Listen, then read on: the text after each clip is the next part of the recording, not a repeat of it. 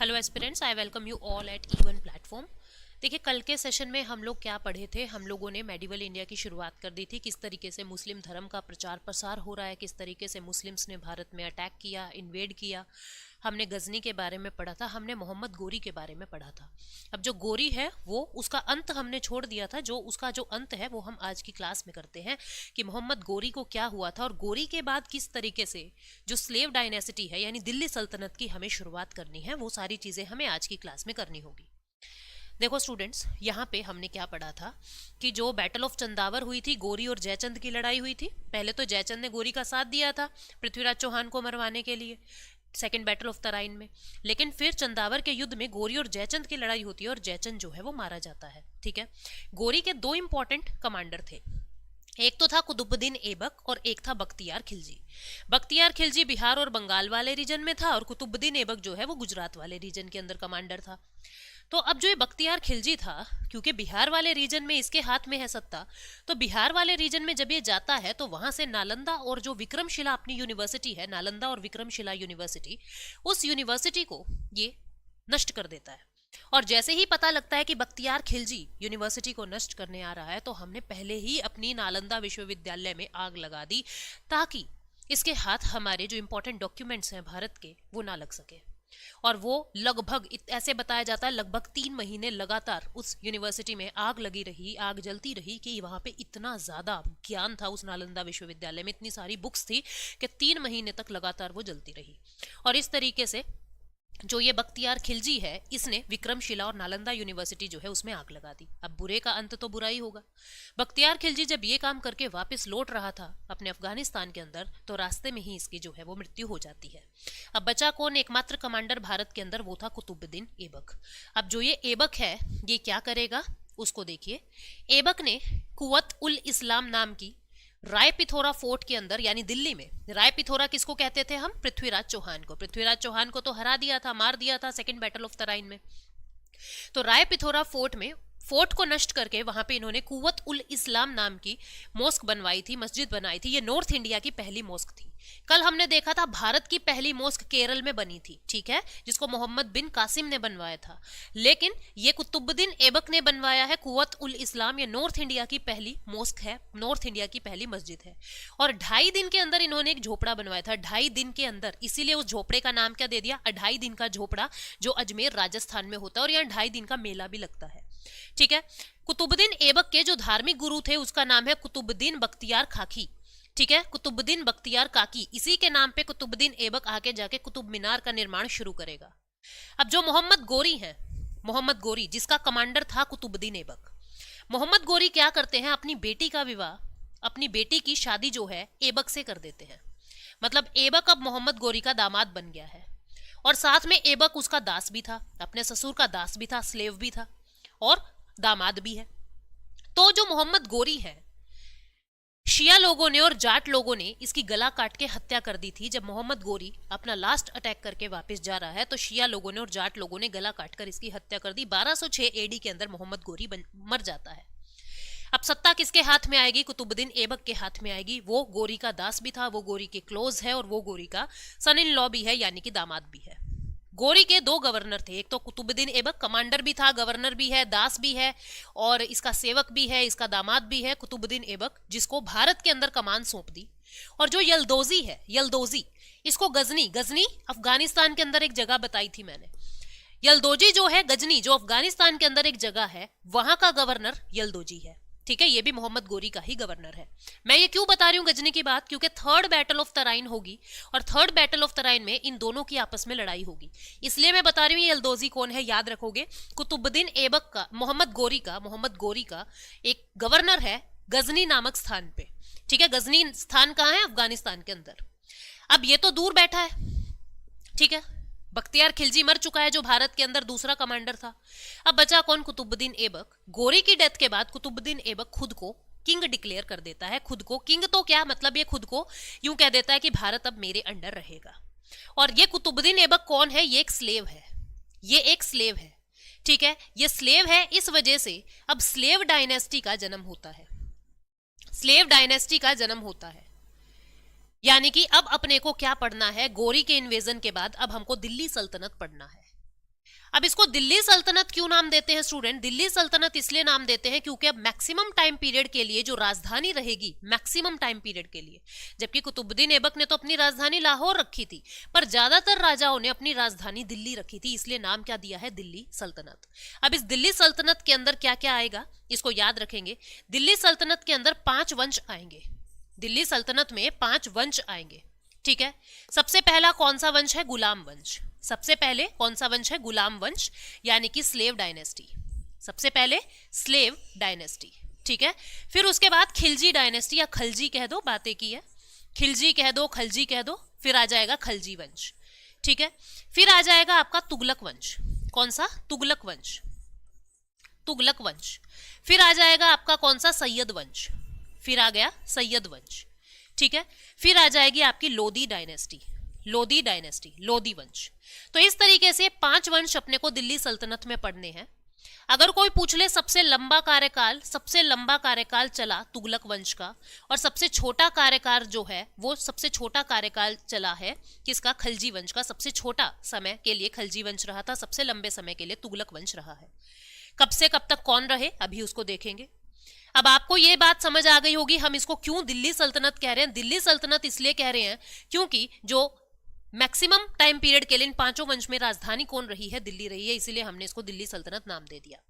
गुलाम वंश को गुलाम वंश क्यों कह रहे हैं? स्लेव डायनेस्टी क्यों कह रहे हैं? क्योंकि जितने भी रूलर बनेंगे वो गुलाम लोग होंगे, अपने राजाओं के गुलाम लोग। मतलब राजे का बेटा जो है वो राजगद्दी नहीं संभाल रहा है, राजा के जो गुलाम है, जो स्लेव है, वो राजगद्दी संभालेंगे, या वो किसी ना किसी के तो गुलाम होंगे जो राजगद्दी संभालेंगे। इसलिए नाम क्या दे दिया? गुलाम वंश। क्योंकि आप देखो जो इसका फाउंडर है कुतुबुद्दीन ऐबक, कुतुबुद्दीन ऐबक खुद मोहम्मद गोरी का, मोहम्मद गोरी से क्या क्या रिलेशन है इसका? मोहम्मद गोरी का दामाद है और मोहम्मद गोरी का स्लेव है। मोहम्मद गोरी का दामाद भी है, इसने अपनी बेटी का विवाह इसके साथ कर दिया था, और इसका स्लेव भी है, इसका दास भी है। तो ये फाउंडर है, एक दास है, तो नाम क्या दे दिया? दास वंश। और एक बात याद रखना, कुतुबुद्दीन ऐबक कभी भी राजगद्दी पे नहीं बैठा। वो अपने पास एक बड़ी सी कुर्सी रखता था, उस पे तो वो राजा के लिए जगह छोड़ता था और कहता था मैं हमेशा दास रहूंगा गोरी का, और अपनी बगल में एक कुर्सी रखता था। ये अपने आप को हमेशा एक सेवक की तरह देखता था, हमेशा अपने आप को एक सेवक कहता था, ठीक है। तो कुतुबुद्दीन ऐबक ने अब सत्ता अपने हाथ में ले ली। स्लेव डायनेस्टी 1206 से 1290 एडी तक चलेगी। खिलजी जो सबसे शॉर्टेस्ट टेन्योर था 1290 से 1320, तुगलक 1320 से 1414 सबसे लंबा, सैयद डायनेस्टी 14 से 1451 और लोदी 1451 से 1526। यानी पूरा दिल्ली सल्तनत जो है 1206 से लेके अपने को 1526 ईस्वी तक अब अपने को पढ़ना है पूरा दिल्ली सल्तनत। दिल्ली सल्तनत के बाद मुगल काल आ जाएगा, मुगल काल के बाद उत्तर मुगल काल आ जाएगा, फिर हम साउथ इंडिया के विजयनगर और बहमनी एम्पायर को पढ़ेंगे। इतना सामान अपने को, ये इतनी सारी बातें अपने को मध्यकाल में करनी है, ठीक है। अब जो ये स्लेव, खिलजी और तुगलक वंश के लोग हैं, ये कौन है? ये तुर्क लोग हैं। कौन है? ये टर्क है, ठीक है, तुर्क लोग हैं। जो सैयद डायनेस्टी को संभालेंगे वो कौन है? वो अरबी लोग हैं। और जो लोदी डायनेस्टी को संभालेंगे वो अफगानी लोग हैं। तो स्लेव, खिलजी और तुगलक वंश के अंदर जितने भी राजा रूल करेंगे वो सब कौन है? वो तुर्क लोग हैं, ठीक है, टर्किश है। अब सबसे पहले हम स्लेव डायनेस्टी की बात करते हैं जो 1206 से 1290 लगभग 84 ईयर्स तक इनका साम्राज्य रहा। इस स्लेव डायनेस्टी को मामलुक डायनेस्टी भी कहते हैं। मामलुक क्यों? क्योंकि जो इनकी लैंग्वेज है, पर्शियन लैंग्वेज जो है, पर्शियन लैंग्वेज में दास को मामलुक कहते हैं, तो इन्होंने अपने साम्राज्य को मामलुक डायनेस्टी भी कहा। इलबारी डायनेस्टी भी इसको कहते हैं। इलबारी क्यों कहते हैं? क्योंकि पर्शिया के अंदर ये एक ट्राइब है। इलबारी एक जनजाति है, ट्राइब है। कुतुबुद्दीन ऐबक इस ट्राइब का था, ठीक है, इस ट्राइब का था। कुतुबुद्दीन ऐबक इलबारी ट्राइब का था, इसीलिए इसको इलबारी डायनेस्टी भी कहते हैं, ठीक है। अब कुतुबुद्दीन ऐबक कब से कब तक रहेंगे? 1206 से 1210, जिसने गुलाम वंश की नींव रखी। इन्होंने लाहौर को अपनी राजधानी बनाया। ये पहली तुर्की डायनेस्टी थी जो भारत के अंदर स्टैब्लिश हुई है। 2 मस्जिद कौन कौन सी बनाई? कुव्वत उल इस्लाम, ये कहाँ पे? दिल्ली में, राय पिथोरा फोर्ट के हटाकर, और 2.5 दिन का झोपड़ा कहाँ पे? अजमेर के अंदर। इनको कौन कौन से टाइटल मिले हुए थे, यहां से क्वेश्चन बनते हैं। एक तो इसको टाइटल मिला हुआ था लाख बख्श। लाख बख्श का मतलब क्यों इसको ये टाइटल मिला? ये लाखों रुपए जो है डोनेट कर देता था, बहुत बड़ा दानवीर था ये, लाखों रुपए डोनेट कर देता था, इसलिए लाख बख्श इसको टाइटल दिया गया। फिर इसको कुरान ख्वान भी कहते थे। कुरान ख्वान इसको क्यों कहते हैं? क्योंकि इसने कुरान को पढ़ना और कुरान को समझना सीख लिया था, ठीक है, तो इसको कुरान ख्वान भी कहते थे। इसको पिल बख्श के नाम से भी जानते हैं। क्यों? क्योंकि ये हाथी डोनेट करता था। पर्शियन लैंग्वेज में पिल का मतलब हाथी होता है, एलिफेंट होता है। ये एलिफेंट डोनेट करता था, इसलिए इसको पिल बख्श भी कहते हैं। इसको सिपाह सालार भी कहते हैं। सिपाह सालार का मतलब क्या होता है? जो हमेशा एक सिपाही की तरह रहता है, कभी राजा खुद को नहीं कहता है। मैंने अभी आपको क्या बताया, कुतुबुद्दीन ऐबक कभी भी अपने आप को राजगद्दी पे नहीं बैठाता है, राजा की कुर्सी हमेशा खाली रखता है। वो गोरी को ही अपना राजा मानता रहा और क्या कहा कि मैं तो उसका एक दास हूं, मैं तो उसका एक सिपाही हूं। तो इसलिए इसको सिपाह सालार नाम का भी टाइटल मिला। तो लाख बख्श, कुरान ख्वान, पिल बख्श और सिपाह सालार का क्या मतलब है, ये आप लोगों ने समझा। इसने अपने धार्मिक गुरु कौन था इनका? सूफी संत था कुतुबुद्दीन बख्तियार काकी। इसके नाम पे कुतुब मीनार बनानी जो है वो शुरू कर दी। और 1210 एडी के अंदर जो कुतुबुद्दीन ऐबक हैं वो मर जाते हैं चुगान खेलते खेलते। तो ये क्वेश्चन बनता है, कौन से राजा ऐसे थे दिल्ली सल्तनत के जो पोलो यानी चुगान खेलते खेलते मर जाते हैं? और आपको ये भी बात याद रखनी है कि पोलो के अंदर 4 प्लेयर्स होते हैं। कितने? 4 अल्फाबेट्स है ना, POLO। तो 4 प्लेयर्स आ रहे हैं। चुगान खेलते खेलते मर गए थे। चुगान उस समय कहते थे, आज का पोलो गेम जो है वो चुगान कहलाता है। ठीक है, तो 1210 में अब ये तो चले गए। अब इनका बेटा राजगद्दी पे आएगा। वो बेटा कौन है उसको समझते हैं। अब इनका बेटा है जिसका नाम है आराम शाह। क्या नाम है? आराम शाह।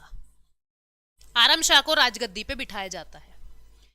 लेकिन ये कौन है? ये तो बेटा है। ये तो बेटा है, मैंने क्या कहा, हमेशा दास बैठेगा। इसको गद्दी पे बिठा दिया। 1210 एडी में जब इसके बाप की मृत्यु हुई तब इसको गद्दी पे बिठा दिया। लेकिन उस समय यूपी में एक जगह है बदायूं।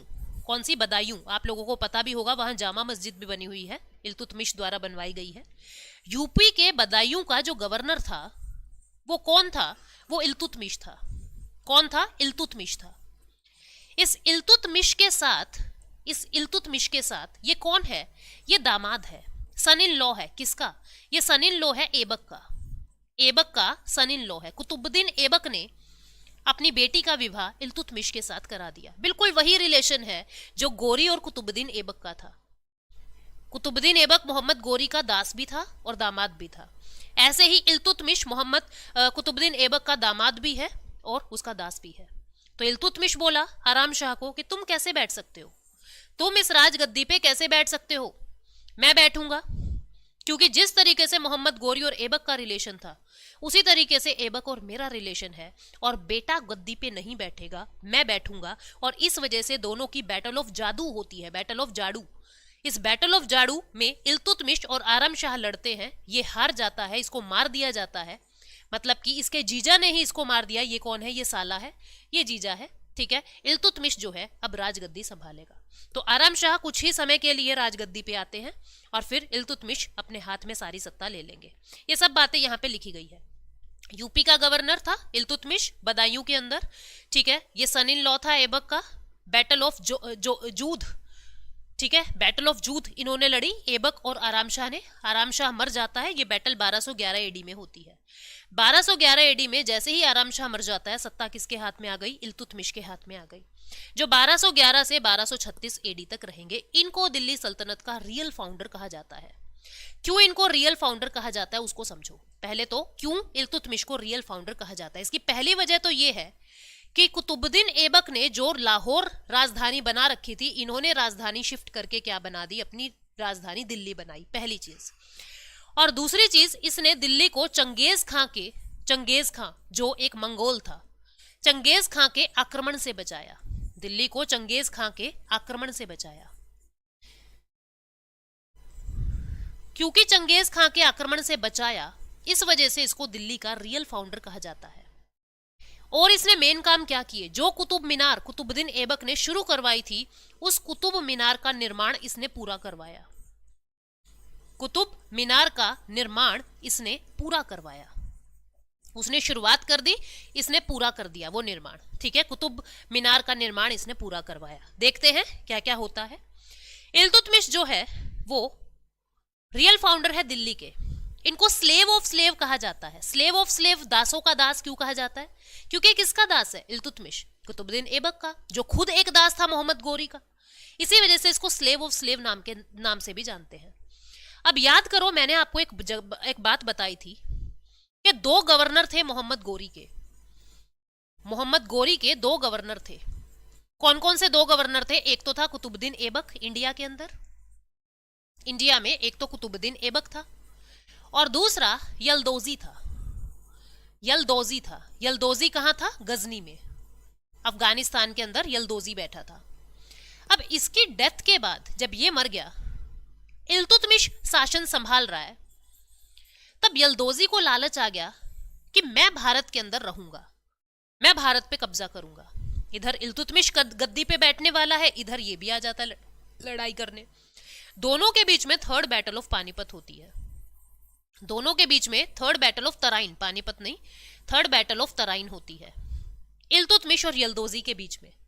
यलदौजी हार जाता है और इल्तुतमिश जीत जाता है। ठीक है, देखते हैं क्या हुआ, देखते हैं।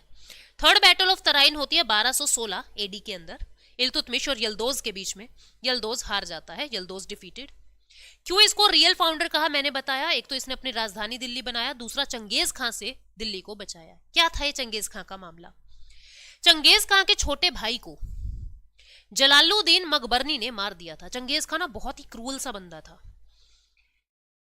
ये जो भी से पंगा लेता था ना, ये उसका सिर धड़ से अलग करवा के और माला पहन के, उन धड़ों की, उन शरीरों की माला बनाता था और पहन के डांस करता था। इतना रूड, इतना क्रूअल था ये।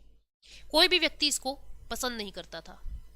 जब ये मरा, मतलब अपने मरने से पहले इसने क्या कहा था अपने लोगों को कि मैं जब मरूं तो किसी को ये मत बताना कि मुझे कहां दफनाया है, नहीं तो दुनिया मुझसे इतनी ज्यादा नाराज है कि मेरी डेड बॉडी को निकाल के चील कौओं को खिला देगी। और जो लोग मुझे दबाने के लिए गए हैं, वापस आते हुए उन लोगों को भी मार देना, ताकि वो किसी को बता ना सके कि मुझे कहां दबा के आए हैं। तो चंगेज खां इतना ज्यादा क्रूअल था। चंगेज खां के छोटे भाई को मार दिया किसने? जलालुद्दीन मकबरनी ने। अभी जलालुद्दीन मकबरनी का पीछा करते करते चंगेज खां भारत आता है। ये जलालुद्दीन मकबरनी इल्तुतमिश से शरण मांगता है। चंगेज खां ने साफ साफ कह दिया कि देख भाई, अगर तू मकबरनी का साथ देगा तो तेरे दिल्ली सल्तनत का सत्यानाश कर दूंगा, सर्वनाश कर दूंगा। तो इल्तुतमिश कहता मुझे क्या पड़ी है, मेरा क्या लगता है मकबरनी, मैं नहीं दूंगा तुझे शरण, भाग जाए यहां से। तो मकबरनी को अब कोई जगह नहीं मिलती, कोई शरण नहीं मिलती। चंगेज खां मकबरनी को उठा के निकल लेता है। तो यानी चंगेज खां ने भारत पे कभी अटैक नहीं किया, भारत में आया था इसको ढूंढने के लिए, मकबरनी को पकड़ने के लिए। मकबरनी को लेके ये निकल गया अपने मंगोल में, और इस तरीके से इसने दिल्ली को चंगेज खां के आक्रमण से बचाया। इस वजह से इसको दिल्ली का रियल फाउंडर कहा जाता है। इसने और क्या किया? इसने इक्ता सिस्टम शुरू किया। इक्ता को संभालने वाला कौन कहलाता है? इक्ता क्या होता है पहले ये समझिए। इक्ता क्या होता है पहले ये समझिए। जैसे अपने एक राज्य के अंदर अलग अलग डिस्ट्रिक्ट बने हुए हैं, डिस्ट्रिक्ट 1, डिस्ट्रिक्ट 2, डिस्ट्रिक्ट 3, इसी तरीके से पूरे एक प्रांत के अंदर इक्ता बना हुआ है। इक्ता 1, इक्ता 2, इक्ता 3, इक्ता 4, इक्ता 5, इक्ता 6। इस प्रत्येक इक्ता को संभालने के लिए जो व्यक्ति होगा उसको क्या कहेंगे? इक्तादार। इक्तादार के दो काम होंगे, एक तो इस क्षेत्र से राजस्व कलेक्ट करेगा, इस क्षेत्र से रेवेन्यू कलेक्ट करेगा, और दूसरा काम क्या होगा कि इस क्षेत्र के लिए आर्मी मेंटेन करेगा। राजा खुद की कोई आर्मी नहीं रखता। उन्होंने क्या कहा इक्तादारों को? तुम अपनी आर्मी मेंटेन रखो, हम तुमसे ये आर्मी ले लेंगे, हम तुम्हारी आर्मी का यूज करेंगे। तो इक्ता प्रथा जो है वो इल्तुतमिश ने शुरू की। क्या दो काम है वो भी हमने समझ लिए। इसने अपनी कैपिटल 1229 में लाहौर से शिफ्ट करके दिल्ली कर दी। अब इसको क्या हुआ कि सब लोग मुझे दास समझते हैं, मुझे यहां भी दासों का दास कहा जा रहा है, मुझे सब लोग दास समझते हैं, मुझे कोई सीरियस नहीं लेगा इस तरीके से, तो मेरा मजाक उड़ाया जाएगा। तो इसने खलीफा को कहा, कैलिफ को कहा कि आप मुझे सुल्तान का टाइटल दे दें।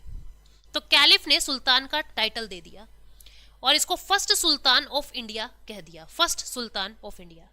तो हमारा फर्स्ट सुल्तान कौन है भारत का? वो है ये, क्या नाम है इसका? इल्तुतमिश। याद रखोगे इसका।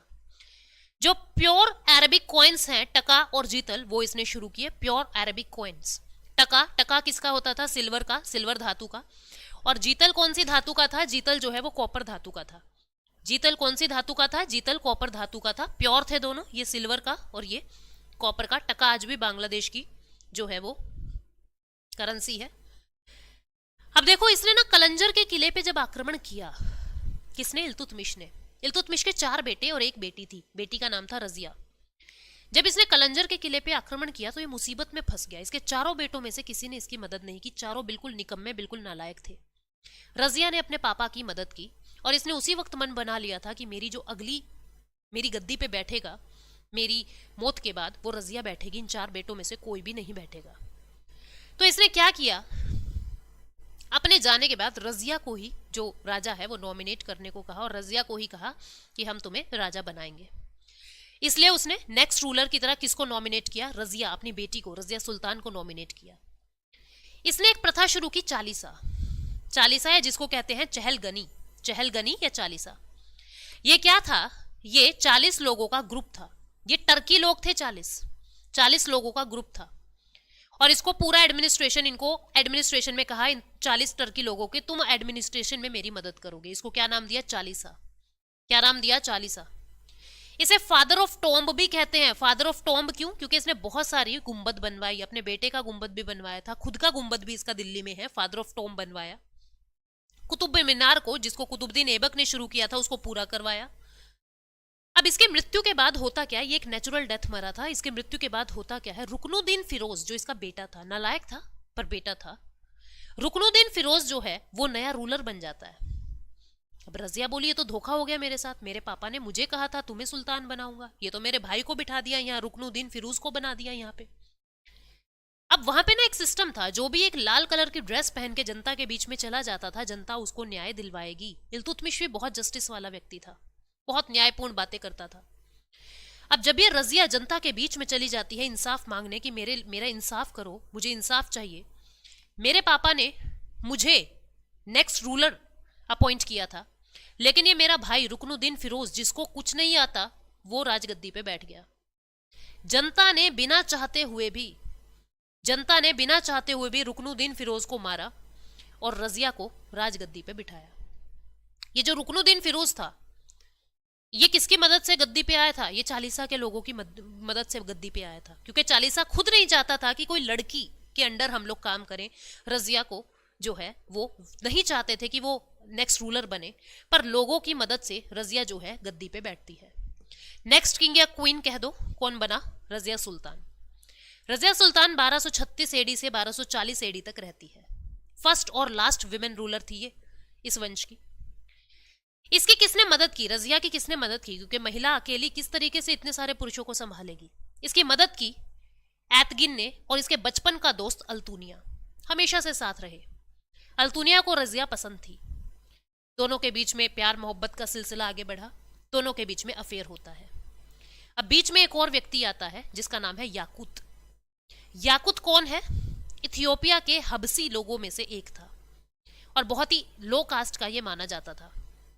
याकूत इल्तुतमिश के घोड़ों को साफ करता था, घोड़ों को नहलाता था, मतलब उनकी सेवा करता था। एससी कास्ट से बिलोंग करता था, ये बहुत ही शेड्यूल कास्ट माना जाता था।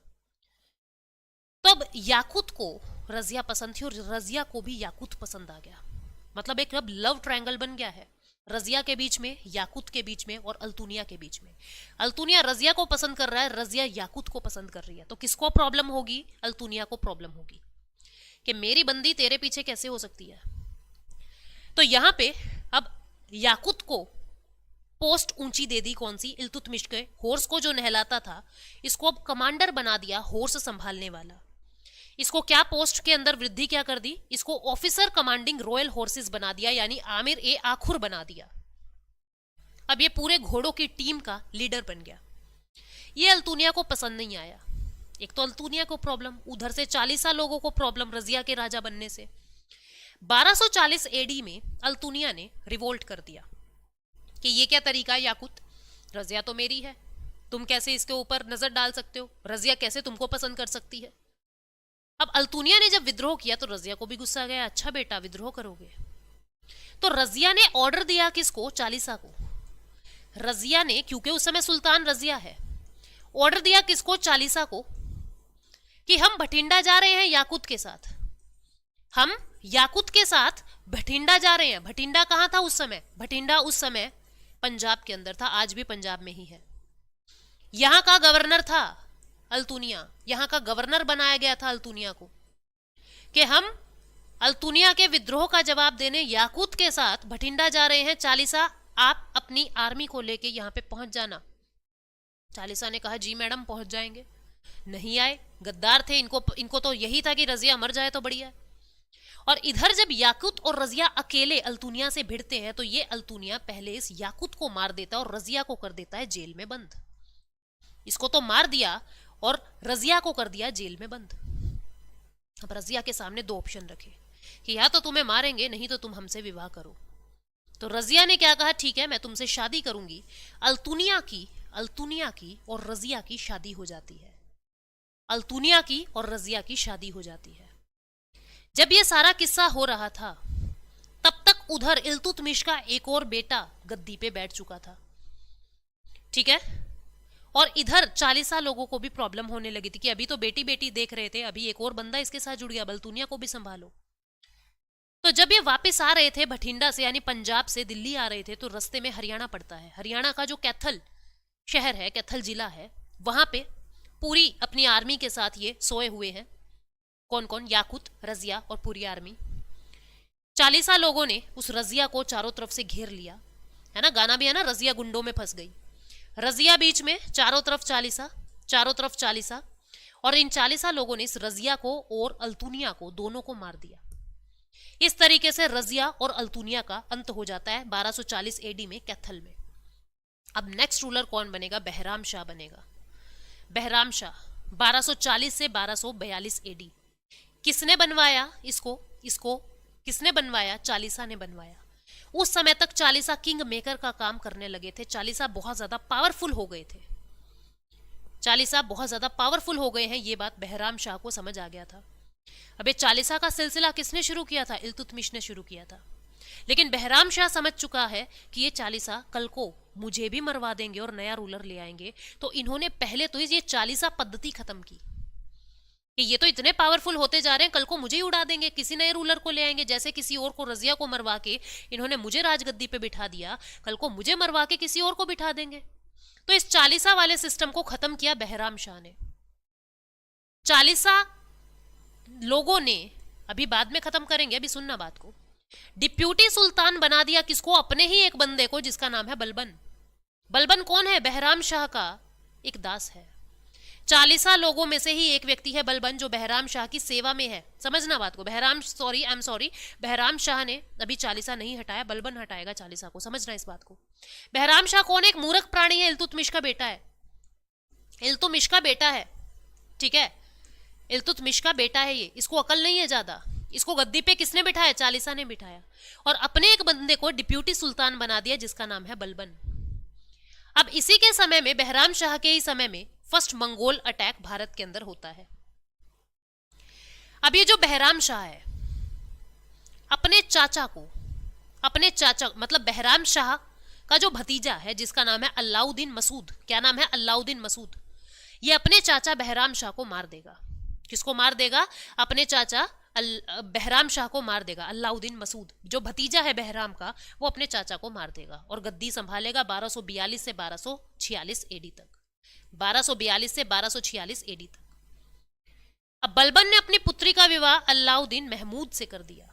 किससे? अलाउद्दीन महमूद से बलबन ने अपनी पुत्री का विवाह। ये बलबन कौन है? जो डिप्यूटी सुल्तान बना था, 40 लोगों में डिप्यूटी सुल्तान बना था। अब जब बलबन को ये हो गया ये अलाउद्दीन जो है ये किसी काम का नहीं है, तो इसको भी मरवा देता है बाद में बलबन, ठीक है। और खुद को इसने राजा घोषित कर लिया।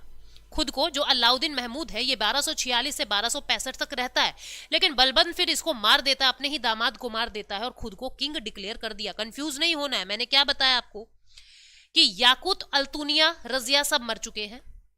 इल्तुतमिश का एक बेटा है जिसका नाम है बहराम शाह। बहराम शाह 40 लोगों की मदद से गद्दी पे बैठता है।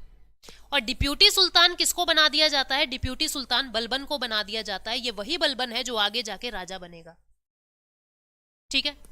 अब इस बहराम शाह की मृत्यु कौन होगी? इसका भतीजा अलाउद्दीन मसूद इसको मारेगा। मसूद इसको मारेगा, अपने चाचा को मार देगा और गद्दी संभाल लेगा 1246 एडी तक। ये बलबन क्या करेगा? इस मसूद के साथ अपनी बेटी का विवाह कर देगा, ठीक है। बेटी का विवाह कर देगा और गद्दी पे बैठ गया ये। लेकिन होता क्या है, बाद में ये बलबन जो है वो मार देता है अपने ही दामाद को और खुद को किंग डिक्लेयर कर देता है। अब ये बलबन कौन था? ये भी तो एक स्लेव ही था, ये भी तो एक डिप्यूटी सुल्तान ही तो था, 40 लोगों में से एक था। बलबन को ये समझ आ चुका है, क्योंकि बलबन उन्हीं 40 लोगों में से एक है, इसको ये पता है ये 40 क्या करते हैं, ये कितने चालाक हैं। और ये बलबन 1265 से 1287 एडी तक अब राजा रहेगा। इसको टाइटल मिला जिल्ले इलाही, शेडो ऑफ गॉड, नियाबत ए खुदाई, एजेंट ऑफ गॉड। पूछ लिया जाता है जिल्ले इलाही का मतलब क्या होता है, शेडो ऑफ गॉड। ये कहता था मैं भगवान की परछाया हूं, मैं भगवान का एजेंट हूं, मुझे भगवान ने भेजा है। बलबन बहुत ज्यादा जस्टिस करता था, बहुत ज्यादा ऐसे न्यायशील सा राजा था, लेकिन जो इसके अगेंस्ट जाता था उसको मार भी देता था। इसीलिए ये कौन सी नीति अपनाता है, आयरन और ब्लड की पॉलिसी, लोह रक्त की नीति। जो बलबन की मानेगा उसे जस्टिस मिलेगा, जो नहीं मानेगा उसे मौत मिलेगी। इसने इस 40 को रिमूव किया। पहले मैंने कह दिया था बहराम शाह ने नहीं किया, बलबन ने किया। बलबन ने इस 40 को, चहलगमी को हटा दिया, क्योंकि इसको समझ आ चुका था ये 40 लोग इतने ज्यादा पावरफुल होते जा रहे हैं कि कल को मुझे भी गद्दी से हटा देंगे। बहराम शाह तो मूर्ख था, उसमें अकल ही नहीं है। बलबन ने इस 40 को हटा दिया। टाइटल याद रखोगे इसके। बलबन ने कहा यूं तो मैं रॉयल फैमिली से हूं, लेकिन जब पर्शिया के अंदर मुझे कैप्चर कर लिया गया और मुझे बेच दिया गया तब मैं दास बन गया था। तो अपनी रॉयलनेस दिखाने के लिए इसने बहुत सारे पर्शियन सिस्टम्स को स्लेव डायनेस्टी के अंदर भी लागू किया, बहुत सारे पर्शियन सिस्टम्स को स्लेव डायनेस्टी के अंदर भी लागू किया। जैसे जैसे किन किन चीजों को, अच्छा इनके जो कोर्ट की लैंग्वेज थी ना वो भी पर्शिया थी। कोर्ट की लैंग्वेज, भाषा पर्शियन लैंग्वेज में काम करते थे। इन्होंने कौन कौन से सिस्टम्स को इंट्रोड्यूस किया, पैबोस। पैबोस क्या होता है, राजा के पांव को चूमना, kissing the feet of king. राजा को भगवान मानते हैं। कहता था ना मैं जिल्ले इलाही हूं, मैं शेडो ऑफ गॉड हूं, मैं स्वयं भगवान हूं, भगवान की छाया हूं, मैं नियाबत खुदाई हूं, मैं भगवान का एजेंट हूं, तो तुम मुझे भगवान की तरह पूजो। जनता को कह रहा है कि जब मैं आऊं तो मेरे पांव को चूमोगे, किसिंग फीट ऑफ किंग। सजदा शुरू किया इसने। सजदा क्या था, किंग के सामने दंडवत प्रणाम करना, इस तरीके से लेट के प्रणाम करना, ये इसने शुरू किया। नौरोज शुरू किया इसने, जो पर्शियों का न्यू ईयर होता था उसको भी इसने भारत के अंदर शुरू कर दिया। ये सब पर्शियन चीजें हैं। ये क्यों शुरू कर रहा है, ये दिखाने के लिए कि मैं एक रॉयल फैमिली से था पर्शिया के अंदर, और उन्हीं चीजों को अब ये इंप्लीमेंट कर रहा है। इसने अपने कुछ एडमिनिस्ट्रेटिव डिपार्टमेंट्स भी बनाए। कौन कौन से, दीवान ए अर्ज, अर्ज ए आर्मी, अर्ज आर्मी यानी डिपार्टमेंट ऑफ आर्मी बनाया।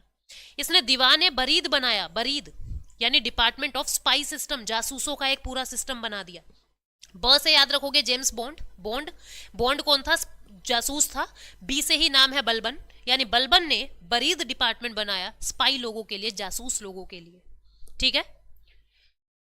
ये मरता है 1287 एडी में। मंगोल के अटैक में बलबन का बेटा मोहम्मद मारा गया था।